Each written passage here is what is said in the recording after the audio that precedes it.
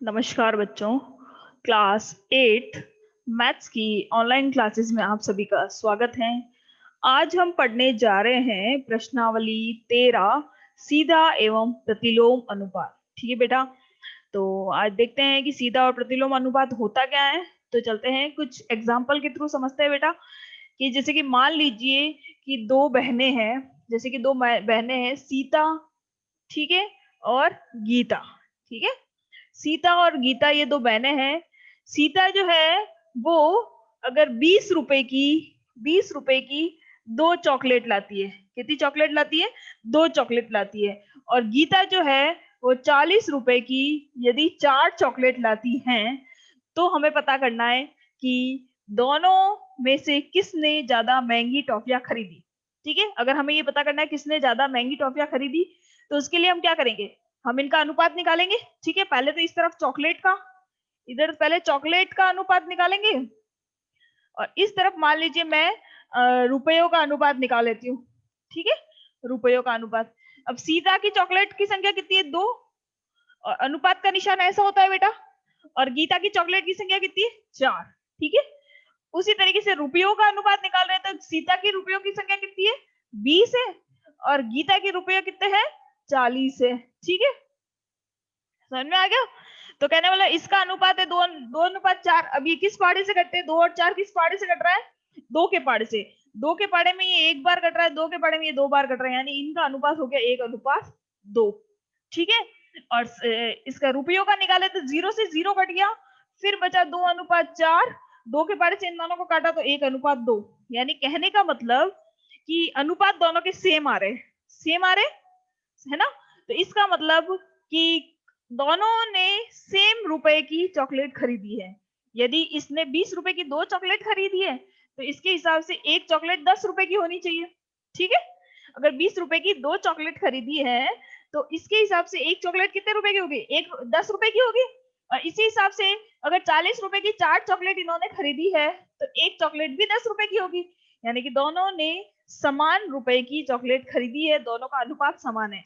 तो इस तरीके के अनुपात को कहते हैं सीधा अनुपात या समानुपात। सीधा अनुपात कह सकते हैं, समानुपात कह सकते हैं, या फिर अनुक्रमानुपाती कह सकते हैं। क्या कह सकते हैं? अनुक्रमानुपाती। ठीक है, अब इसको हम एक सारणी में देखते हैं। ठीक है, सारणी में देखें तो ऐसे कह सकते हैं, जैसे कि ऊपर लिखा है सीता, सीता और गीता की पैसों की बात चल रही है यहाँ पे। तो इधर तो मैं लिख रही हूँ जैसे कि चॉकलेट, ये है चॉकलेट की संख्या, ये चॉकलेट की संख्या है, नीचे रुपए बताने हैं। ठीक है, एक सारणी बना रही हूँ बेटा।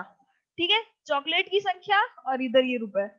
ठीक है, अगर अगर मान लीजिए इसने दो चॉकलेट खरीदी, उसके 20 रुपए लगे, और ये खरीद रही है 4 चॉकलेट, उसके 40 रुपए। ठीक है, तो इस सारणी के हिसाब से ऊपर वाली संख्या इसको हम x मान लेते हैं, x का 1, और इसका हम y का 1, इसको x का 2, इसको y का 2। समझ में आ गया? इसको x1 y1 x2 y2 मान लेते हैं। तो इससे क्या सूत्र बन रहा है? इससे सूत्र ये बन रहा है कि x स्क्वायर बटा y का x का 1 बटा y1 बराबर होंगे x2 बटा y2 के। ये सूत्र बनता है। क्या बनता है? x1 बटा y1 बराबर होंगे x2 बटा y2 के। समझ में आ गया? इसको कहते हैं समानुपाती सूत्र। ये क्या है? एक समानुपाती सूत्र है। समझ में आ गया सबको? अब हम ये तो था समानुपात। अब मैं बेटा आपको एक व्युत्क्रमानुपात समझा देती हूँ, तो फिर दोनों में अंतर आपको समझ में आ जाएगा। तो ये जो प्रश्नावली 13 जो है सीधा एवं प्रतिलोम अनुपात, ये पूरा इसी अनुपात, इसी सूत्र पे बेस है। ठीक है, अब आप देख लीजिए कि इसमें हमने ये नोट किया ना कि जैसे जैसे चॉकलेट की संख्या बढ़ रही थी, ठीक है, वैसे वैसे रुपयों की भी संख्या बढ़ रही थी। जब चॉकलेट की संख्या 2 थी तो रुपयों की संख्या 20 थी। जैसे ही चॉकलेट की संख्या बढ़ गई, 4 हो गई, तो रुपयों की संख्या भी बढ़ के 40 हो गई। ठीक है, यानी कि अगर जैसे जैसे संख्या में बढ़ोतरी होती जाती है, वैसे वैसे अगर अनुपात में भी बढ़ोतरी होती जा रही है, तो उसे कहते हैं समानुपात, सीधा अनुपात, यानी अनुक्रमानुपाती। ठीक है, अब चल रहे हम व्युत्क्रमानुपाती, यानी कि जैसे जैसे संख्या में वृद्धि होती है, वैसे वैसे उसके काम में कमी आती जाती है, उसे कहते हैं उल्टा चलता है, जो कि उसे कहते हैं प्रतिलोम अनुपात या व्युत्क्रमानुपात। ठीक है, अब उसके लिए एक बार एग्जांपल देख लेते हैं, जैसे कि मान लीजिए इससे साफ नहीं मिट रहा है।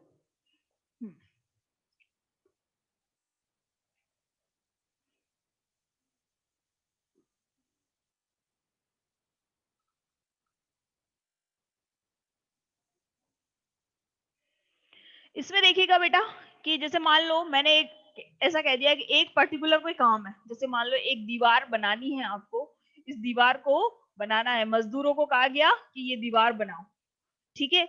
अब उसके लिए कितने मजदूर लगाए जाते हैं, वो उस मालिक की मजदूरी है, मंजूरी है कि वो कितने मजदूर लगा रहा है। तो मान लीजिए एक पर्टिकुलर एक काम दे दिया इसको, ये दीवार बनाने का काम दे दिया, ठीक है।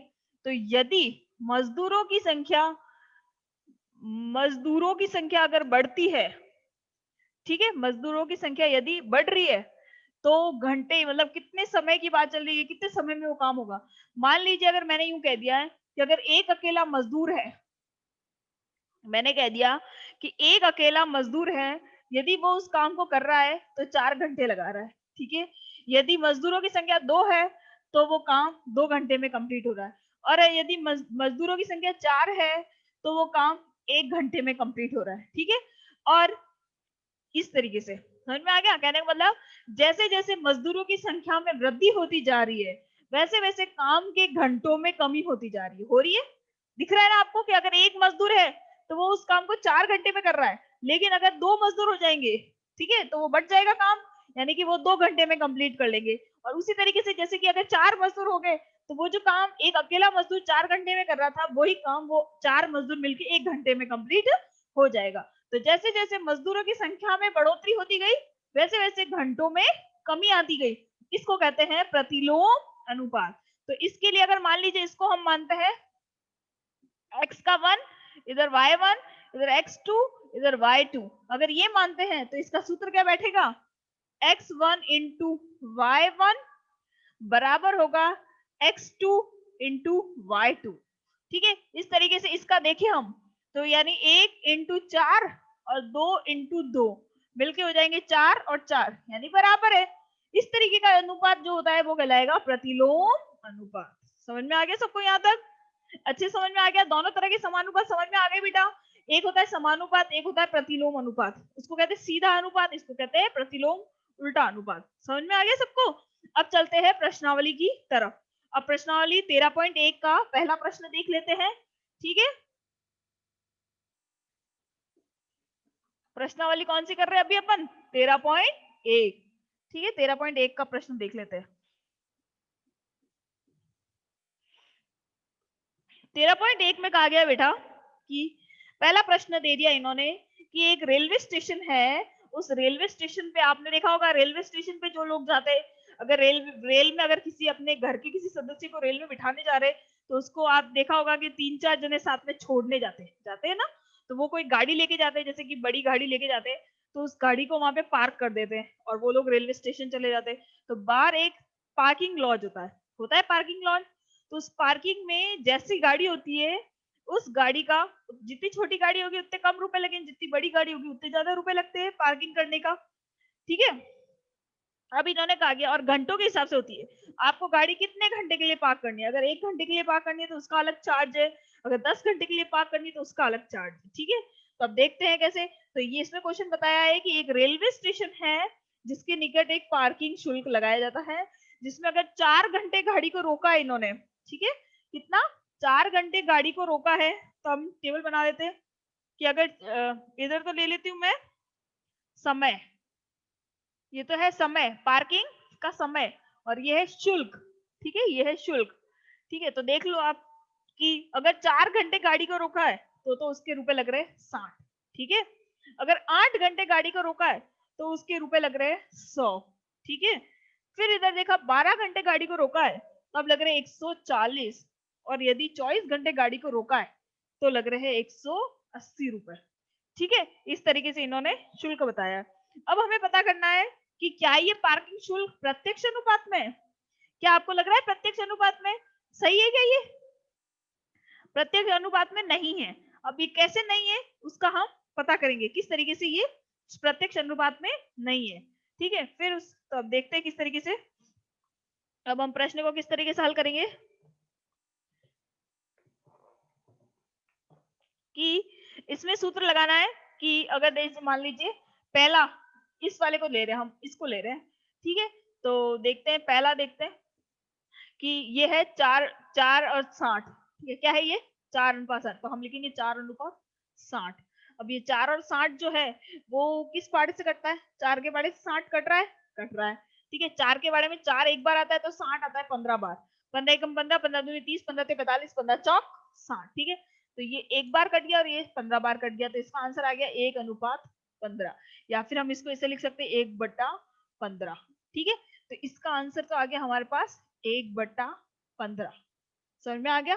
फिर देखिएगा दूसरा हमारे पास है 8/100, ठीक है। तो हम दूसरे में देखेंगे 8:100। अगर सेम पाड़े से काटते हैं, 2 के पाड़े से काटते हैं, तो 2 के पाड़े में 4 बार कटेगा, ये 50 बार कटेगा, 2 के पाड़े में 4 बार और ये कटेगा 50 बार।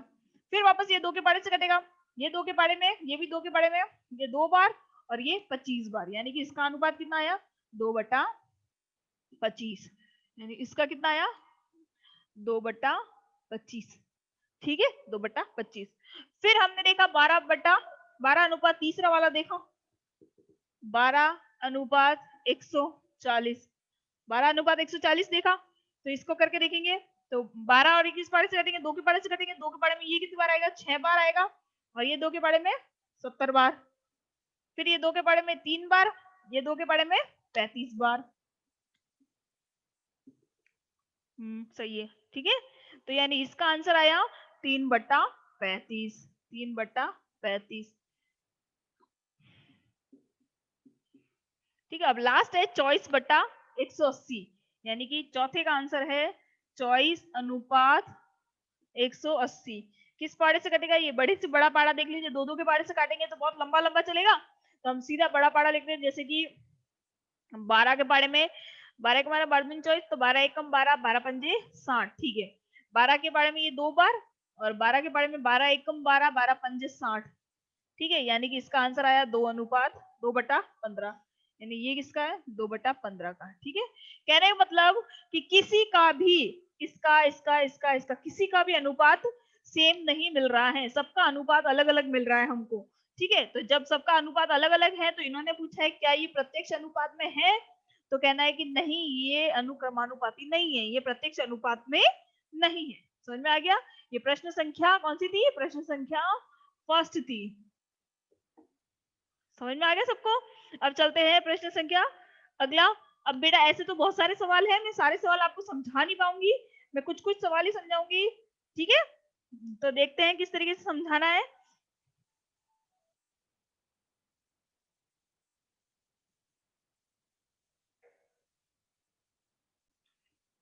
ठीक है बेटा, तो अब चलते हैं अगले प्रश्न की तरफ। अगला प्रश्न देख लेते हैं, जैसे कि सेकंड प्रश्न ही देख लेते हैं, ठीक है। सेकंड प्रश्न तो पहले जैसा सेम टू सेम है, मैं आपको थर्ड क्वेश्चन बता देती हूँ, ठीक है बेटा।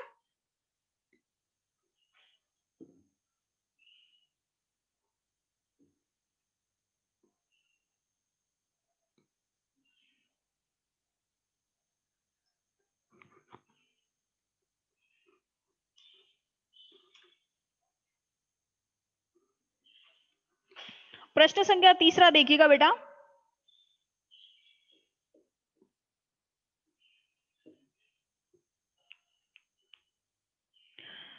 प्रश्न संख्या 3 में कहा गया है बेटा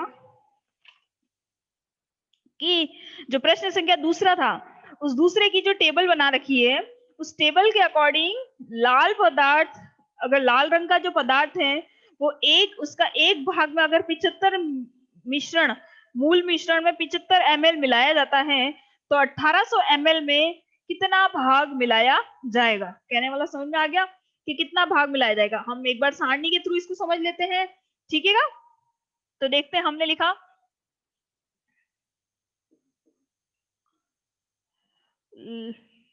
लाल पदार्थ का भाग और मूल मिश्रण का भाग।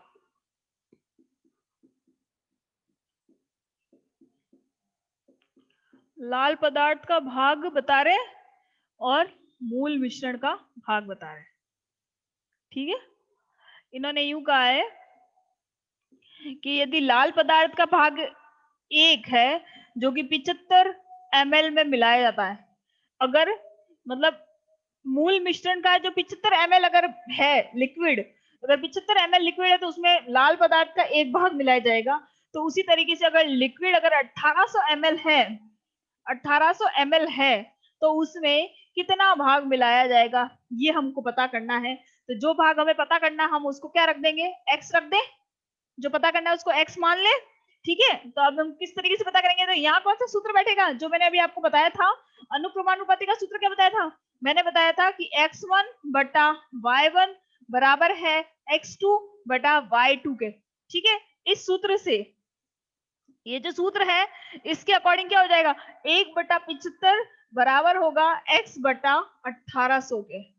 ठीक है, अब इसका क्या करेंगे, वज्र गुणा, क्या कर देंगे, वज्र गुणा। अगर हम यहाँ पे क्रॉस मल्टीप्लीकेशन करते हैं, क्रॉस मल्टीप्लीकेशन करते हैं तो हमारा आ जाएगा x, हम बाहर ले लेंगे कि x इंटू 75 बराबर 1 इंटू 1800। ठीक है, ऐसे होगा वज्र गुणा कि 1 को करेंगे 18 से गुणा, 75 को गुणा x से करेंगे। तो हमें x का मान ज्ञात करना है, तो x यहाँ रह जाएगा, तो जो ये 75 है ये गुणा में है तो ये इधर आके भाग में बदल जाएगा, यानी 1800 की बटे में 75 आ जाएगा। आप कहेंगे मैम सिर्फ 1800, ये एक कहाँ चला गया, तो ये एक जो है वो 1800 से गुणा करने पे हमें 1800 एकम 1800 ही मिलता है। अब हम 75 का भाग 1800 में देंगे, तो भाग देख लेते हैं, देखिए किस तरीके से देना है। 1800 में 75 का भाग देते हैं तो 75 एकम 75, 75 दूनी 150 यानी कि 150, 150 बचा कितना, 0, 8 का 3 उतारा 0, अब बचा 300, तो 75 एकम 75, 75 दूनी 150, 75 दिए 225, 75 चौक 300, यानी 75 चौक 300। ठीक है, यानी आंसर कितना आया, 24, यानी इसमें इसका भाग दिया तो आंसर आया 24। ठीक है, तो अब कहने वाला ये है कि यदि 75 ml में लाल पदार्थ का भाग 1 मिलाया जाता है तो 1800 ml में टोटल 24 भाग मिलाए जाएंगे। समझ में आ गया आपको, यहाँ तक अच्छे समझ में आ गया बेटा। ठीक है, अब बाकी के प्रश्न अब हम नेक्स्ट क्लास में करेंगे, तो आज की क्लास में हम इतना ही लेते हैं। ठीक है, नेक्स्ट क्वेश्चन हम नेक्स्ट क्लास से देखेंगे।